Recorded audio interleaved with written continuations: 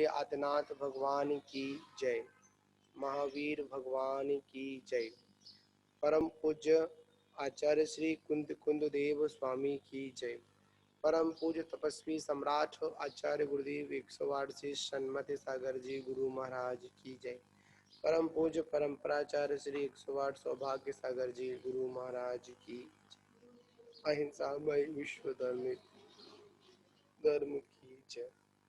चलिए आज की उस मांगलिक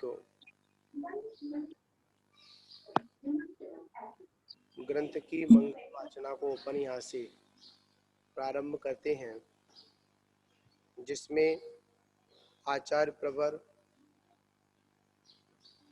अशरण अनुपेक्षा के बारे में हमको यहाँ पर नौवीं गाथा का जो व्याख्यान चल रहा था उसको अपन फिर पुनः यहाँ पर समझने का प्रयास करते हैं। तो आचार्य ब्रह्मनिष्ठी हमको बार बार क्या संकेत देते हैं, इसके बारे में यहाँ पर हम सभी को चर्चा करते हैं। तो उस पे कल कहा था कि अगर वास्तविकता में अगर मुक्ति को पाना है तो स्वयं की शरण ही कार्यभूत है। किसकी शरण? स्वयं की शरण ही हमारे लिए महत्वपूर्ण है, अन्यथा इस संसार में कोई भी शरण नहीं है। और जिसको हम शरण समझ रहे हैं वास्तविकता में वो शरण नहीं है। क्या नहीं है? शरण नहीं है, फिर भी हम क्या समझते हैं? वो शरणभूत है। इसलिए आचार्य प्रवर हम सभी को यहाँ पर संबोधन दे रहे हैं, समझाने का प्रयास कर रहे हैं। तो आगे इसमें आया था, कल आया था, इंद्रस्य शरणम ना विदते। क्या कह रहे हैं? विदयते, मतलब इंद्र का जो पद है, इंद्र की जो व्यवस्थाएं हैं, वो भी उसके लिए शरणभूत नहीं है। जब मृत्यु आएगी तो इस जीव को यहाँ से जाना पड़ेगा, इस घर को छोड़ना तो पड़ेगा ही। तो इसमें कह रहे हैं अन्यथा शरणम नास्ति तुमेव शरणम मम तस्मात् कारुण्य भावेन रक्ष रक्ष जिनेश्वर। मतलब यहाँ पर कह रहे हैं कि अन्यथा शरणम नास्ति, इस जगत में अन्य कोई शरण नहीं है। तुमेव शरणम मम, मैं कहाँ आया हूँ? आपकी शरण में आया हूँ। तस्मात् कारुण्य भावेन, मतलब इसलिए करुणा कर कर हे जिनेन्द्र भगवान क्या करे? रक्ष रक्ष जिनेश्वर, मेरी क्या करे? मेरी रक्षा करे। अगर इस संसार में अगर कोई रक्षा कर सकता है, अगर इस आत्मा को इस मोक्ष मार्ग तक सुरक्षित पहुंचा सकते हैं, तो वो कौन है? हमारे पंच परमेष्टि, हमारे जिनेन्द्र भगवान। मतलब सुरक्षित, मैंने शब्द क्या कहा? पहुंचाते नहीं है, पहुंचना तो स्वयं पड़ेगा। मात हमारी सुरक्षा कर सकते हैं, हमारे आजू बाजू क्या बना सकते हैं? सुरक्षा चक्र खड़ा कर सकते हैं। पर क्या होगा? सुरक्षित तो अपने को ही होना पड़ेगा, चलना तो अपने को ही पड़ेगा।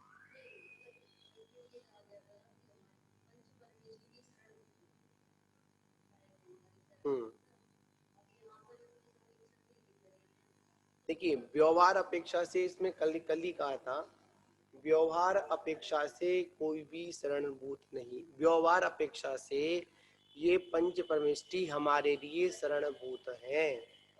पर निश्चय की दृष्टि देखा जाए तो हमारा कोई भी शरणभूत नहीं है, मेरी आत्मा ही मेरे लिए शरणभूत है, इसके अलावा कोई भी शरणभूत नहीं है।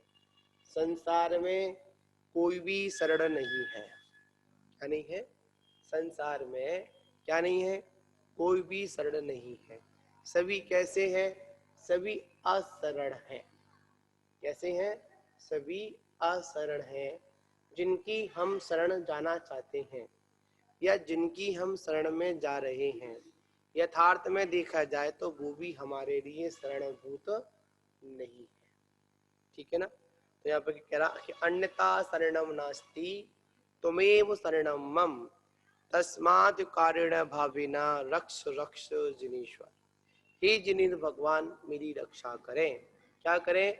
मैं कहाँ आया हूँ? आपकी शरण में आया हूँ। कहाँ पर आया हूँ? आपकी शरण में आया हूँ। और अगर वास्तविकता हम अगर शरण की परिभाषा को अगर समझें तो आचार्य कहते हैं कि शरण वही है जो हमको मरण से बचाए। बाल बोध की उस जब प्रथम भाग के अंदर जब उस शरण की परिभाषा को यहाँ पर बतलाते हैं तो क्या कहा जाता है? शरण कौन है? जो हमको मरण से बचाए, वही शरण है।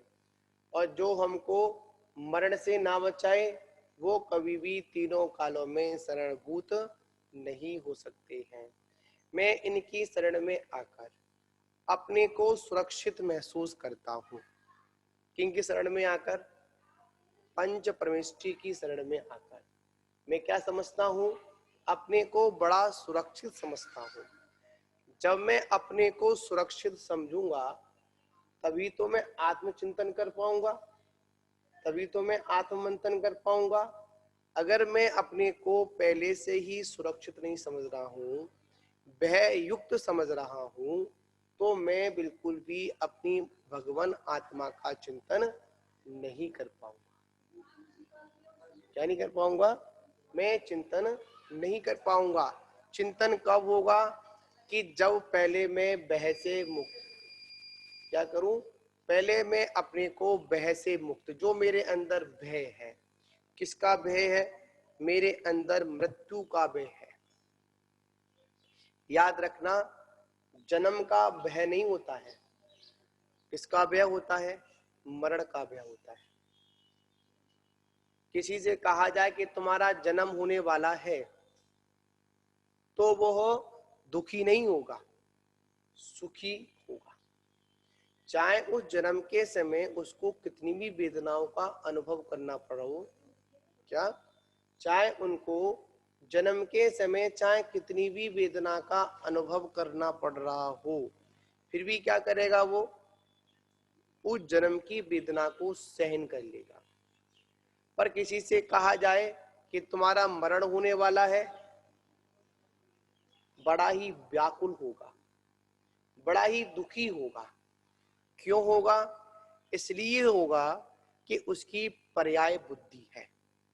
कौन सी बुद्धि है? पर्याय बुद्धि है। जहां जहां तक पर्याय बुद्धि होती है वहां वहां पर पर्याय को ग्रहण करने में तो अच्छा लगता है। क्या लगता है? पर्यायों को ग्रहण करने में तो अच्छा लगता है, पर क्या होता है?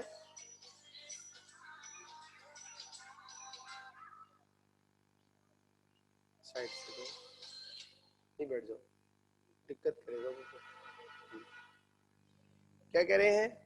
पर्यायों को ग्रहण करने में तो अच्छा लगता है, पर पर्यायों का वियोग होने पर क्या होता है? दुख होता है। जैसे कोई व्यक्ति लेता है तो हंसते हंसते लेता है। क्या करता है?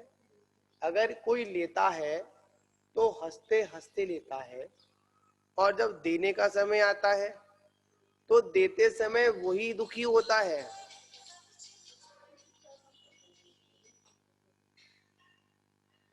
क्या? कि इसकी साइलेंट में डाल दो। क्या कहते हैं, मतलब लेता है तो सुखी होता है और जब देने का समय आता है तो दुखी होता है। दुखी वही होता है जिसको नियत में क्या होता है, खोट होता है। तो क्या करता है, लेना तो चाहता है पर देना नहीं चाहता। तो आचार्य प्रवर यहाँ पर कहते हैं कि अगर इस संसार में कोई अगर शरणभूत है तो वो कौन है, पंच परमेष्ठी ही शरणभूत है। इसके अलावा कुछ भी शरणभूत संसार में नहीं है।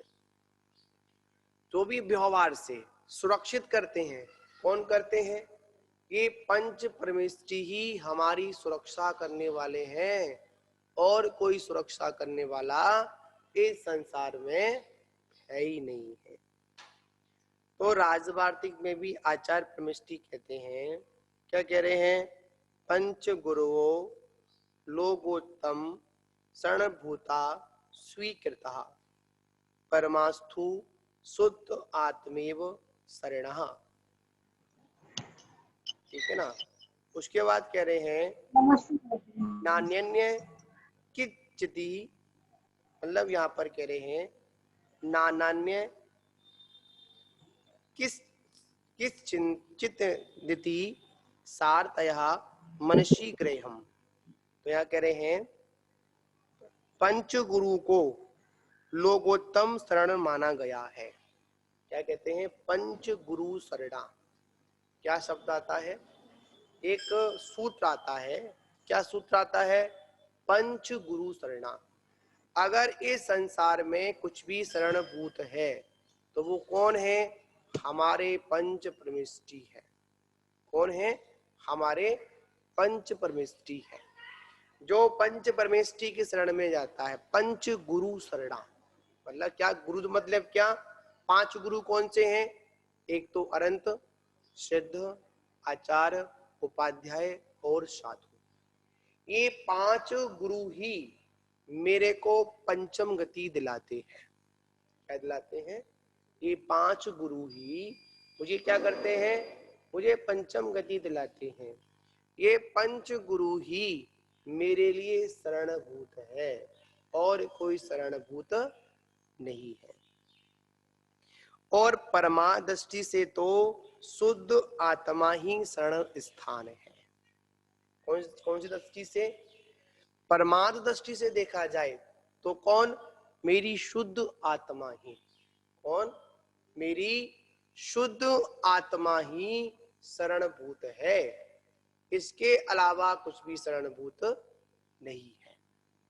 ये कब होगा, जब पहले मैं अपनी शुद्ध आत्मा पर तो श्रद्धान करूंगा, पहले अपने को मैं पंच गुरु से सुरक्षित तो कर लूं, पंच गुरु का कवच धारण करूं। क्या धारण करूं, पंच गुरु का या पंच गुरु के शरण में जाकर अपने को सुरक्षित करूंगा, तभी क्या हो सकता है, तभी शुद्ध आत्मा की शरण मिल सकती है, अन्यथा नहीं मिल सकती है। आप पंच गुरु के शरण में मत जाओ और ये कहो कि मेरे को शुद्ध आत्मा की शरण मिल जाए। क्या मिल जाए, क्या मेरे को क्या मिल जाए, शुद्ध आत्मा की शरण मिल जाए। तो आचार्य कहते हैं ना भूतो ना भविष्यति। आपको सर्वप्रथम प्रारंभिक भूमिका में कहा जाना पड़ेगा, पंच गुरु की शरण में जाना पड़ेगा। और जो पंच गुरु की शरण में जाना चाहते हैं उन्हीं को क्या मिलती है, शुद्ध आत्मेव शरणः। क्या मिलती है, शुद्ध आत्मा की शरण मिलती है। और जो पंचगुरु के शरण में जाए ही नहीं, स्वयं को भगवान समझे, तो उनको क्या मिलेगा, कुछ नहीं मिलेगा। कहा जाता है अहंकार निश्चित टूटता है। क्या महाराज, तो घूम के बैठो ना, ऐसे ऐसे नो बैठो घूम के, कान काम नहीं करते हैं तो। क्या कह रहे हैं, एक ना एक दिन अहंकार क्या होता है, टूटता है। क्या टूटता है, अहंकार। हाँ जी, क्या कह रहे हैं, अहंकार क्यों है, अहंकार बना इसलिए है क्योंकि वो टूटेगा, और अहंकार करने में इतना वेदना नहीं होती है, पर अहंकार को टूटने पर दुख होता है। क्या होता है? दुख होता है।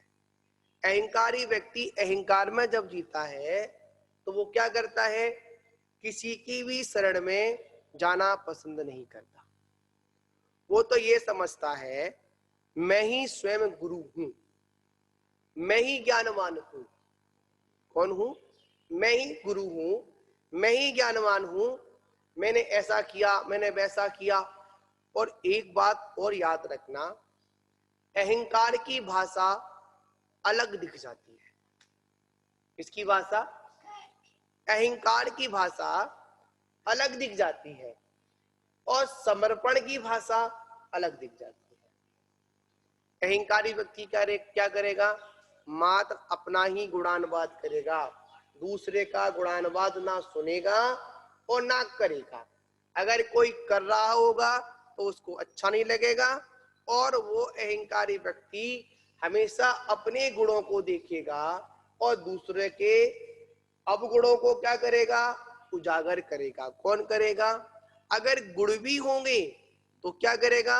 उसको वैसा ही व्यतीत करेगा जैसा उसको दिख रहा है, अहंकार में जो दृष्टि गोचर हो रहा है। ठीक है ना? तो यहाँ पर यही कह रहे हैं कि परमा दृष्टि से तो शुद्ध आत्मा ही शरण स्थान है। इससे परमा दृष्टि से, और परमार्थ तक पहुंचने के लिए हमें क्या करना पड़ेगा? पंच गुरु की शरण में तो आना पड़ेगा। किसकी शरण में आना पड़ेगा महाराज? पंच गुरु की शरण में आना पड़ेगा। पंच गुरु की शरण में आए बिना हमारा कल्याण होने वाला नहीं है, अन्य कोई नहीं। इस तथ्य को मन में सार रूप से ग्रहण करना चाहिए। ये क्या है? ये तत्व है, ये निचोड़ है। क्या निचोड़ है? संसार में कोई भी शरणभूत नहीं है। पंच परमेष्टि शरणभूत है। किससे है? व्यवहार दृष्टि से। कौन सी दृष्टि से? व्यवहार दृष्टि शरणभूत है, पर परमार्थ दृष्टि से वो भी हमारे लिए शरणभूत नहीं है। आचार्य कुंद कुंद देव ने भी मोक्ष प्रावर्त गाथा में भी कहा है। क्या कहा है? जो भी भयंकर संसार महासागर से निकलना चाहता है, क्या चाहता है? जो भी अगर इस संसार महासागर से निकलना चाहता है, भयंकर संसार सागर से निकलना चाहता है, वो यह जानकर शुद्ध आत्मा का ही ध्यान करता है? अटवी, अटवी माने कोई होता है? हाँ, घुड़ संगार, अटवी के समान भयानक अटवी, ठीक है ना? उसमें कहते हैं, यहाँ कह रहे हैं जो भी भयंकर संसार महासागर से अगर निकलना चाहता है, जिन जिन को संसार सागर से निकलना हो, तो वो क्या करें? अपने शुद्ध आत्मा का ही क्या करें? ध्यान करें, और किसी का भी ध्यान नहीं करें। किसका ध्यान करना है? शुद्ध आत्मा का ध्यान करें। और इस शुद्ध आत्मा का ध्यान कब होगा? जब हम पंच परमेष्टि स्वरूप, क्या जो पंच परमेष्टि है उनसे सुरक्षित होंगे, तब उस आत्मा का ध्यान करने का जो मार्ग है वो बताने वाले कौन है? वो हमारे पंच परमेष्टि ही है। क्यों है? पंच परमेष्टि या उस मंजिल तक पहुंच चुके हैं या उस मार्ग पर चल रहे हैं। मार्ग वही बता सकता है जो उस मार्ग पर चलने वाला हो, और जो उस मार्ग पर चला ही नहीं है वो कभी हमको उस मार्ग को नहीं बता सकता है। हाँ, तो कह रहे हैं, फिर पढ़ लेते हैं, क्या कहा है कि अगर आप इस संसार सागर से पार होना चाहते हो तो क्या करें? शुद्ध आत्मा का चिंतन करें। किसका चिंतन करें? शुद्ध आत्मा का चिंतन करें।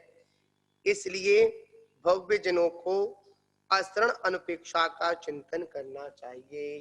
किसको करना चाहिए? भव्य जनों को। भव्य कौन है? जिन्हों में मोक्ष जाने की योग्यता है। भव्य कौन होते हैं महाराज? हैं? हाँ हाँ, तो यहाँ पर भव्य की परिभाषा को एक और घटित करें, जो विशिष्ट ज्ञान के बल से अपने अज्ञानता का जो आवरण हटाने में जिनमें सामर्थ्य है, सामर्थ्य है, जिनका उपादान मजबूत है, वही जा सकते हैं। अब भव्य को निमित्त तो मिलेंगे, पर अपने कर्म के आवरण को, अज्ञानता को हटा नहीं पाएगा। क्यों नहीं हटा पाएगा? इसलिए नहीं हटा पाएगा क्योंकि वो अपनी गलती को स्वीकार ही नहीं करेगा। वो तो यही कहेगा कि जो मैं कर रहा हूं वो बिल्कुल सही है, जो मैं कर रहा हूं बिल्कुल सही है, जो मैं देख रहा हूं वो बिल्कुल सही है। आचार्य कहते हैं ये समर्पण की, ये आत्म कल्याण की दृष्टि नहीं, ये दृष्टि किसकी है? ये दृष्टि अहंकार की दृष्टि है। इसकी दृष्टि है अहंकार की दृष्टि है। अगर हमको उस अहंकार से बचना है, किससे बचना है? उस अहंकार से बचना है, तो आचार्य प्रवर कहते हैं हम अपना जीवन कैसा बनाएं? समर्पण में बनाएं, अहंकार में नहीं बनाएं, कषायों में नहीं बनाएं। गुरुदेव, हाँ जी, ये पंच परमेष्ठी व्यवहार से कैसे हैं? देखिए व्यवहार से इसलिए बाबूजी हैं हाँ जी, कि यहाँ पर जो पंच परमेष्ठी जो भगवान होते हैं, हाँ जी, वो व्यवहार में इसलिए लिए गए हैं हाँ जी, क्योंकि ये हमको मोक्ष का मार्ग बताते हैं, मोक्ष का मार्ग दर्शाते हैं। हाँ जी, और वास्तविकता अगर मोक्ष में अगर कोई लेकर जाएगा तो हाँ जी, मेरे को स्वयं का ही सहारा मेरी शुद्ध आत्मा ही लेकर जाएगी। मतलब जितना भी जो व्यवहार में जो जो दिख रहा है, हाँ वो जी, जो दिख रहा है वो सब हाँ, व्यवहार है। अच्छा जी, ठीक है ना? जैसे एक बात सुनिए, हमने आप लोगों को या कुंद कुंद स्वामी ने या हमको उपदेश दे रहे हैं, हाँ जी, तो व्यवहार में दे रहे हैं ना। हाँ जी, पर जो हम इसको पढ़ने के बाद जब हम अपनी आत्मा का शुद्ध का मतलब शुद्ध आत्मा का ध्यान करेंगे, तो स्वयं का मतलब स्वयं का ही स्वयं में तो आलंबन हमको ग्रहण करना पड़ेगा, लेना पड़ेगा। मतलब यहाँ पर एक बड़ी महत्वपूर्ण बात है, दूसरों की बैसाखी पर कब तक यात्रा करेंगे? वो तो ठीक है गुरुदेव। एक बात बताओ, जैसे हमें कुछ ज्ञान नहीं, ध्यान नहीं, आज के जीव को क्या ज्ञान ध्यान है, तो ध्यान में लगता भी नहीं, टिकता भी नहीं ध्यान इतने टाइम, तो अंतर मुहूर्त नहीं टिकता। उसके लिए तो यही है कि नहीं होने का मोक्ष, मुक्ति नहीं होने की। देखिए बाबूजी, जी, अभ्यास करने से बहुत लेकिन कुछ सिद्ध प्राप्त। परमेष्ठी हैं, अनंत परमेष्ठी हैं, अगर हमने उनका ही ध्यान कर लिया, उनसे भी कोई, वो तो पंचम काल अड़ गया इस समय, ये समझो। बिल्कुल आपकी बात बिल्कुल सही। लेकिन चौथे काल में ये भी फिर भी व्यवहार ही तो व्यवहार में ही हुआ है, तो पंच परमेष्ठी। देखिए बाबूजी, हाँ जी, जब तक ये मोहिनी कर्म की व्यवस्था है हाँ जी, और जब तक हमको शुद्ध आत्मा का अवलोकन नहीं हो रहा है, हाँ जी, तब तक तो हमको व्यवहार लेना पड़ेगा। बिना व्यवहार के निश्चय में नहीं पहुंचेंगे। हमको आलम्बन तो व्यवहार का लेना पड़ेगा। और ये बात सही है। एक बात और है, यहाँ पर हाँ हम जी, जब भगवान के दर्शन करने जाते हैं, हाँ जी, उनकी शरण में जाते हैं, हाँ जी, तो हमारे अंदर एक बात अवश्य आती है, हाँ जी, मैं भी इन जैसा बनूं। ये तो ठीक है, लेकिन लास्ट तो यही हुआ ना कि आत्मा के बगैर तो जाने का नहीं है, जीव कहीं भी निकलने का आत्मा, ही नहीं।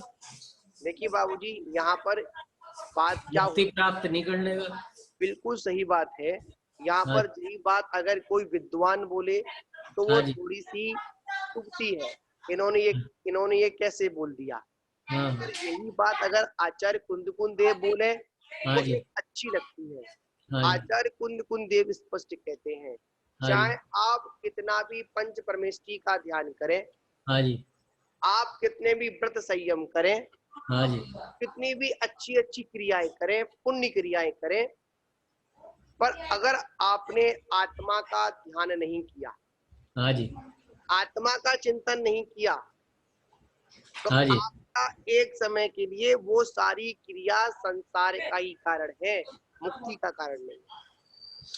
ये बात होगी जी स्पष्ट, चलो ये तो ठीक है, मान लेते हैं हम। हाँ जी। लेकिन फिर आदमी ये तो सोचेगा कि मुझे तो आत्मा की शरण में जाना है, हाँ और जी। वो आत्मा को फिर करने लगे, गृहस्थ में करने लगे। ये मान लो आप मुनि भी नहीं हुआ, गृहस्थ में करने लगे, हम्म। तो फिर आत्मा में वो कहते हैं कि चौथे गुण स्थान किए, तो वो है कांजी स्वामी वाले। तो आत्मा आत्मा को जाने और कुछ जानते ही नहीं। देखिए, यहाँ पर सीधी सीधी बात है। हाँ जी। बिल्कुल आपने शंका बिल्कुल सही है। हाँ जी। यहाँ पर क्या होता है, हाँ जी। आचार्य भगवंत ने हाँ जी। पदानुसार सारी व्यवस्था बताई। क्या बताई है? हम्म। पदानुसार व्यवस्था बताई है। हाँ जी। एक आमरस का अनुभव ऐसा होता है, एक व्यक्ति ठेले पर खड़ा होकर, किस पे खड़ा होकर? आम के ठेले पर खड़ा होकर हाँ जी। आम के स्वाद को चख रहा है, हम्म। देखकर प्रदान कर रहा है। ये आम पीला है, ये आम पका हुआ है, तो बहुत मीठा होगा। ये शोर क्यों कर रही? हाँ, बहुत कैसा होगा? मीठा होगा। कैसा होगा? बहुत मीठा होगा। ऐसा क्या कर रहा है वो? आम के किस पे खड़ा होकर? आम के ठेले पर खड़ा होकर क्या कर रहा है? क्या चिंतन कर रहा है? ये आम बहुत मीठा होगा। पर मिठास का स्वाद तो आ रहा है, पर चखने में नहीं आया। चखने में कब आएगा? आप अंटी में से कुछ निकालोगे, जितना आपने अंटी में से दिया है उतना वह ठेले वाला आपको उसके हिसाब से आपको दे देगा। क्या कर देगा? आपको दे देगा। और जितना, और देने के बावजूद भी आप जितना जितना उसको ग्रहण करते जाएंगे, उतना उतना आपको मिठास आने लगेगा। क्या आने लगेगा? मिठास आने लगेगा। फिर भी आचार्य कहते हैं, कहीं गूदे के चक्कर में गुठली मत खा जाना। क्या मत कर जाना? गूदे के चक्कर में क्या मत खा जाना? गुठली मत खा जाना। मतलब यहाँ पर यह है, आप गूदा गूदा खाने लगे और खाने में भी इतने तल्लीन हो जाएं कि उसमें जो गुठली आ रही है उस गुठली का भी ध्यान रखना है। अब यहाँ पर इस दृष्टांत से अपन समझते हैं, गुणस्थान घटित करते हैं। बड़ा मार्मिक एक उदाहरण आज समझ में दिक्कत आ रही है क्या? यहाँ पर बड़ी एक मार्मिक बात यहाँ पर आती है, समझने वाली है, कि जैसे हम लोग आत्म पिपासु, कौन आचार्य क्या शब्द देते हैं? आत्म पिपासु श्रावक। जब आत्मा का श्रद्धान करता है, आत्मा का श्रद्धान करता है, और वो श्रद्धान वो सिद्धांत की, वो आत्मा के दर्शन की दो व्यवस्था होती है। एक तो अवलोकन पूर्वक होती है और एक श्रद्धान पूर्वक होती है। कैसे होती है? एक तो अवलोकन पूर्वक होती है, एक सिद्धांत पूर्वक होती है। जब कोई आत्म पिपासु है, उसको सबसे पहले अगर आत्मा की प्रति श्रद्धान है, आजीव तत्व पर श्रद्धान है, तो वो क्या करेगा? श्रद्धान पूर्वक उस आत्मा को जानेगा। कैसे जानेगा? श्रद्धान पूर्वक जानेगा। जैसे कोई व्यक्ति आम लेकर आया था और आम को चूस रहा था और आम के रस के बारे में वर्णन कर रहा था। आपने झट पूछा, ये आम कहां से लाए थे? कहां से लाए थे? आम कहां से लाए थे? कितने के लाए थे? कैसे लाए थे? क्या स्वाद है? अनेक प्रकार की आप क्वेश्चन करते हैं, तो क्या होता है, मतलब वो हम अपनी जिज्ञासा प्रकट करते हैं, तो सामने वाला व्यक्ति होता है हमको क्या करता है, मजबूती दिलाता है। आम बहुत मीठा है। क्या है? आम बहुत मीठा है, बहुत ही स्वादिष्ट है। एक काम करना, वहां से लेकर आना। कहां से? जहां से मैं लेकर आया हूं। अच्छा, आपके श्रद्धान को मजबूत कराए। ऐसे तो उस चौराहे पर बहुत सारे ठेले लगे हुए हैं। क्या लगे हुए हैं? ऐसे तो चौराहे पर बहुत ठेले लगे हुए हैं, पर आप हर ठेले पे मत जाना। कहां मत जाना? हर ठेले पे मत जाना। कहां जाना? जहां से लाया हूं उसी ठेले पे जाना। बस उसी प्रकार हमारे भगवान ने जो आत्मा रूपी आम का जो रस पान किया है, उन्होंने भी पहले किसी बेचने वाले से पहले उन्होंने भी क्या जमाया? श्रद्धान जमाया। अब श्रद्धान जम गया, अब चले गए। जाने के बाद क्या हुआ? भाई आम चाहिए, उसने आम दे दिए। अब जब आप आम के ठेले पर खड़े हो तो मुंह में स्वाद आ रहा नहीं आ रहा? मतलब जितना अच्छा उस ठेले पर आम का फल होगा उतना ही मुंह में क्या आएगा? पानी आएगा। पानी आने का गुरु मतलब जी, क्या? पानी, आम का स्वाद तो जब आएगा जब हमने पहले कभी आम का स्वाद चखा हो, वरना हमें स्वाद का पता ही नहीं होगा। अरे स्वामी जी, यहाँ पर एक बात समझिए, आप यहाँ पर बड़ी मार्मिक बात है। मानते हैं एक स्वाद ऐसा होता है खाने के बाद आता है, और एक मतलब यहाँ पर स्वाद से मतलब ये है उस फल को देखकर हम इतने आकर्षण हो गए, इतने खिंचाव हमारा हो गया कि मेरे को अब इसको पाना ही है, श्रद्धान हो गया। मतलब यहाँ पर बात ये है, अगर पदानुसार बस इसी का नाम सम्यक दर्शन है। सम्यक दर्शन कोई अलग चीज नहीं है। वही तो कह रहे हैं। और हम क्या कह रहे हैं, आपकी बात को धीमी धीमी लेकर, चिंता मत करो, आपकी बात को लेकर आ, शुद्ध आत्मा की बात को लेकर आ रहे हैं। शुद्ध आत्मा की बात को लाने से पहले अपना व्यवहार तो मजबूत करो भाई।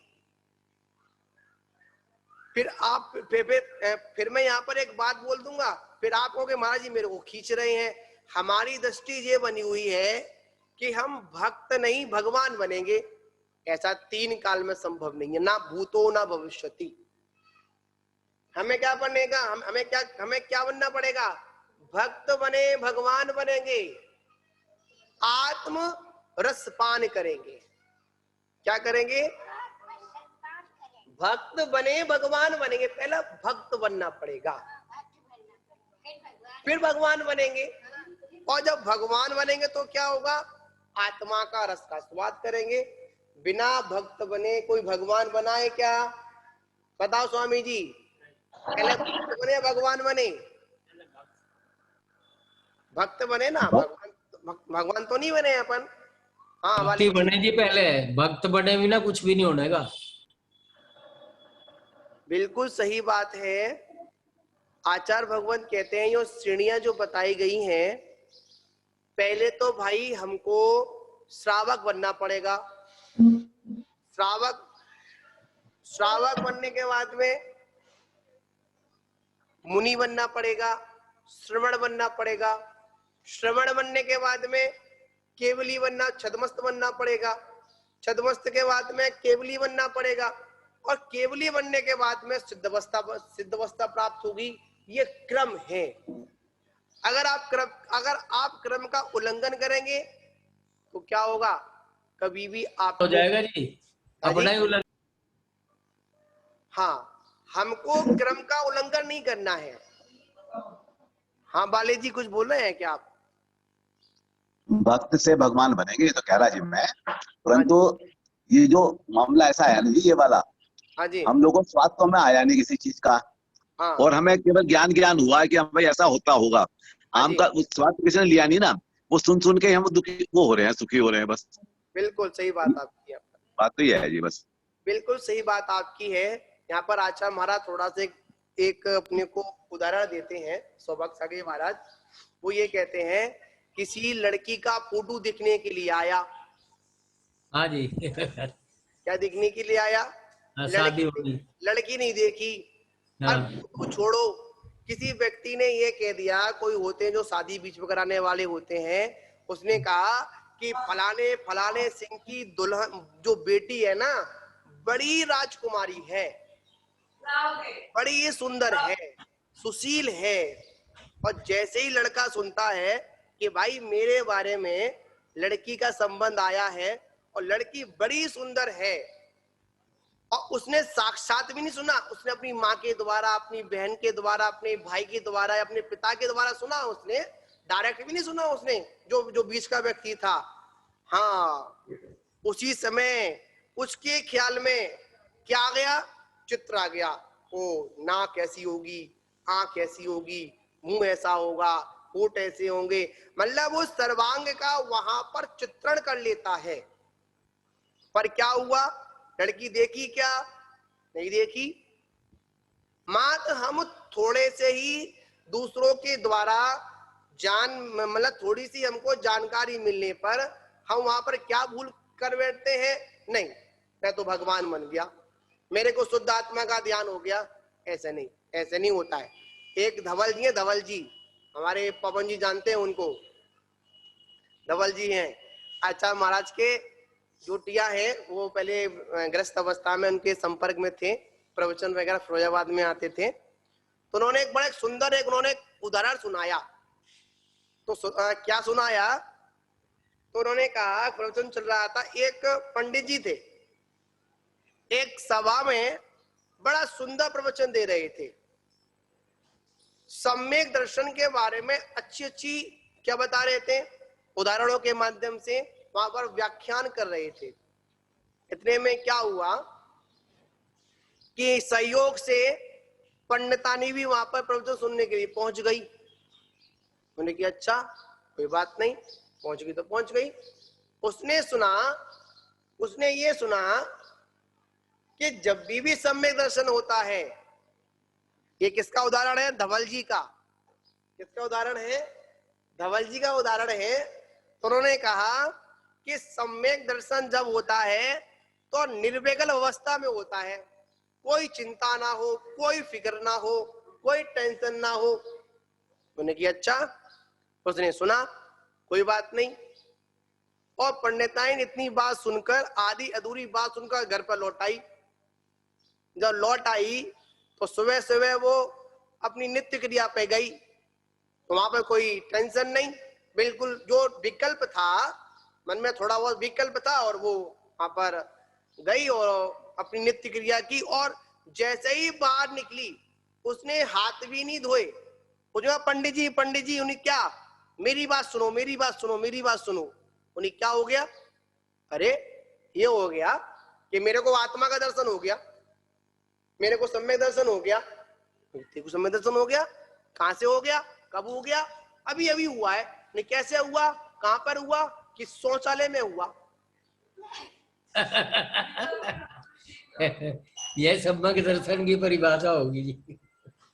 अरे भाई, हमको थोड़ा समझना है, यही हम भूल कर बैठते हैं। मतलब यहाँ पर जैसे ही शुद्ध आत्मा की बात आई, हाँ बिल्कुल बात बिल्कुल सही है। आचार्य कुंदकुंद स्वामी कहते हैं, जैसे शुद्ध आत्मा की बात आए तुरंत जागर, हाँ मैं शुद्ध आत्मा हूं। पर याद रखना, वहां पर हमको श्रद्धान पूर्वक और ऐसा प्रयत्न करना है कि मेरे को अपनी शुद्ध आत्मा का ही ध्यान करना है, मेरे को अपनी ही निधि का ज्ञान करना है। पर वो निधि का ज्ञान कब होगा? उसके लिए भाई जितना जब तक समय लगेगा, जब तक भाई पर वस्तु का सारा तो लेना पड़ेगा। कभी अपने घर में आएगा, कभी पर घर में जाएगा, कभी पर घर में जाएगा, कभी अपने घर में आएगा। जब स्थिरता अपने घर में हो जाएगी तो भाई पर घर की आवश्यकता पड़ेगी नहीं। कल भी प्रवचन के मतलब कल भी स्वाध्याय में आया था, दूसरों के घर पर दूसरों के गीत तब तक गाए जाते हैं तब तक अपने घर का पता ना चले।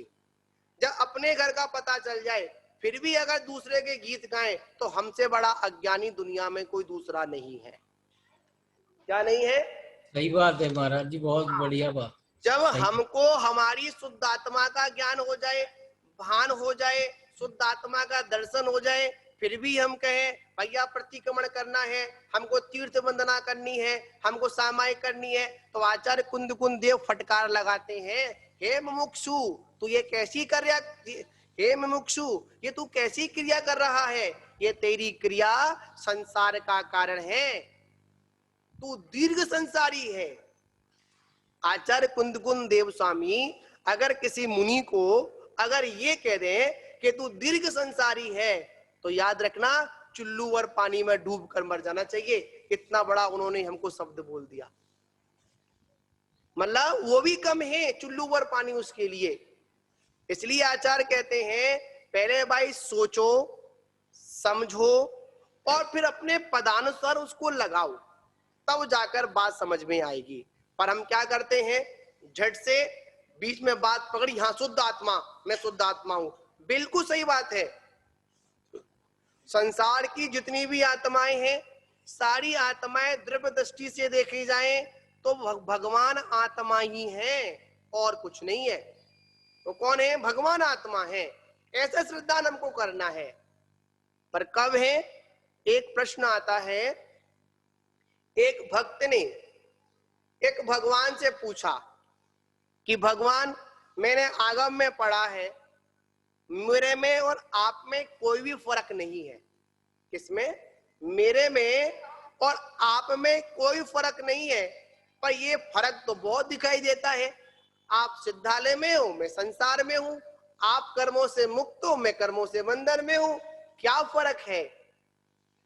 तो वहां पर समाधान हुआ ज्यादा कोई फर्क नहीं है, फर्क सिर्फ इतना है कि भगवान के सिद्ध परमेश्वरी के जो गुण हैं वो प्रकट हो चुके हैं और तेरे अभी गुण प्रकट नहीं, तेरे गुणों पर अभी क्या पड़ा हुआ है?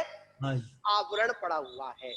उनके आवरण हट चुके हैं और हमारे अभी आवरण पड़े हुए हैं, और जब तक ये आवरण पड़े हुए हैं तब तक हम अपनी आत्मा का शुद्ध दर्शन नहीं कर सकते हैं, आत्मा का शुद्ध ज्ञान नहीं कर सकते हैं, जब तक ये कर्म की परतें नहीं हटेंगी।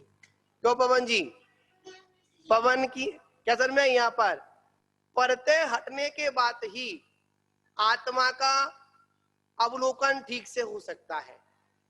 जब तक कर्मों की परतें हैं, बड़ी सुंदर बात है, एक शिला में से एक मूर्ति को निकाला जाता है, कोई मूर्त उसमें अलग से स्थापित नहीं की जाती है, मूर्त तो उस पत्थर के अंदर ही है, पर क्या किया जाता है? छेनी हथौड़ों से बाहर के उस आवरणों को हटाया जाता है। क्या किया जाता है? बाहर के आवरणों को, जो व्यवस्थित जो पत्थर हैं उनको छाटा जाता है। जब छाटा जाता है तो क्या निकल के आ जाता है? मूर्ति निकल के आ जाती है। उसी प्रकार हमारी आत्मा के चारों ओर किसका आवरण है? कर्मों का घोर आवरण है, अज्ञानता का घोर आवरण है। तो आचार्य क्या कहते हैं? आपको क्या करना पड़ेगा? आपको ज्ञान रूपी दीपक जलाना पड़ेगा। क्या जलाना पड़ेगा? ज्ञान रूपी ज्ञान रूपी दीपक जलाना पड़ेगा। जब तक ज्ञान रूपी दीपक नहीं जलेगा तब तक क्या नहीं होगा? आपका कल्याण होने वाला नहीं है। क्या करना है महाराज? ज्ञान रूपी दीपक जलाना है। जब ज्ञान रूपी दीपक जल जाएगा तो क्या होगा? कल्याण होगा। मानते हैं हमारा दीपक अभी बुझा हुआ है। क्या है? हमारा दीपक बुझा हुआ है। हम अपने बुझे हुए दीपक को किससे जलाने के लिए जाएंगे? दूसरे के दीपक से जलाने के लिए जाएंगे। क्या करने जाएंगे? दीप से दीप जलाते चलो। मतलब इनके दीपक से अपना दीपक प्रकाशमान करना है, ना कि इनके दीपक को पकड़कर इनका गुणगान करना है। क्या करना है? पंच परमेष्ठी रूपी दीपक से किसका दीपक जलाना है? अपना दीपक जलाना है, केवल ज्ञान रूपी दीपक जलाना है। और अगर इनके दीपक से अगर अपना दीपक नहीं जला पाए तो आचार्य कहते हैं कुछ नहीं कर पाए। इसलिए आचार्य भगवंत ने यहाँ कहा कि अगर संसार महासागर से पार होना है, निकलना है, तो क्या करें? शुद्ध आत्मा का ही ध्यान करें। किसका ध्यान करें? शुद्ध आत्मा का ध्यान करें, और किसी का ध्यान ना करें। अगर और किसी के ध्यान में अगर उलझ गए तो आचार्य कहते हैं कभी भी आप संसार सागर से पार नहीं हो सकते। इसी के साथ विराम लेते हैं। जय बोलो महावीर भगवान की जय। अत स्वाध्याय प्रतिष्ठा, अत पौराणिक स्वाध्याय प्रतिष्ठा।